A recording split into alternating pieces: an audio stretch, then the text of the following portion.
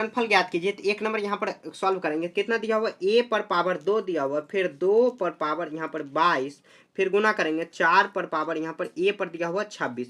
तो क्या करेंगे, जो नंबर वाला संख्या दिया हुआ उसको अलग गुना कर लेंगे। तो यहाँ पे देखिए कुछ नहीं तो 1 है, 1 को 2 से गुना करेंगे 2, 2 में यहाँ पे देखिए 2 चौके 8 हुआ। अब a पर पावर देखिए 22, यहाँ पर कितना आ जाएगा 22, यहाँ पर 6 यहाँ पर 24, और यहाँ पर जोड़ेंगे 24, और यहाँ पर तो कितना आ जाएगा, a पर पावर 50 हो जाएगा। तो यह आंसर हो जाएगा।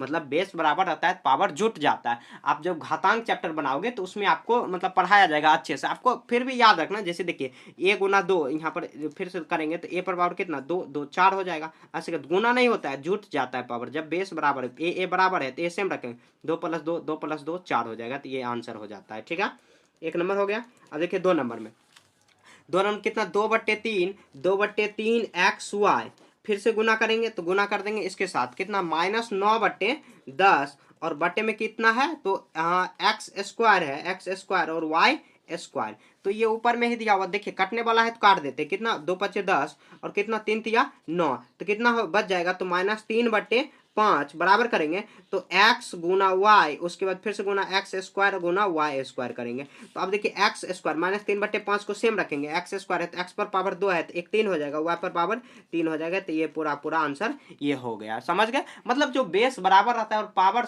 मतलब क्या अलग अलग रहता है, पावर जुट जाता है, मतलब जो मतलब योग हो जाता है। ठीक है, ऐसे सॉल्व कर लेना, काफी आसान है। बस एक पॉइंट आप समझ गए, आराम से बना लोगे। ये 3 नंबर आप बनाते हैं। तो 3 नंबर में क्या दिया हुआ, -10/3, फिर से गुना करेंगे तो कितना क्यू पावर 3, फिर से गुना करेंगे तो कितना आ जाएगा 6/5, और उसके बाद कितना आ जाएगा p पर पावर 3 और q हो जाएगा। समझ गए। अब देखिए कटने वाला है तो काट देते, कितना आ जाएगा 5 दूनी 10, 3 दूनी 6, तो कितना आ जाएगा 2 दूना 4, तो माइनस ही 2 होगा, 2 दूना 4, और p पर पावर कितना, यहाँ पर 3 है, 3 1 4 हो जाएगा, यहाँ पर q पर पावर यहाँ पर 3 है और पावर में 1 है, तो यहाँ पर मतलब कुछ नहीं तो 1 है, तो 3 1 4, तो -4 पर पावर यहाँ पर ये आ गया। ठीक है, ऐसे बना देना।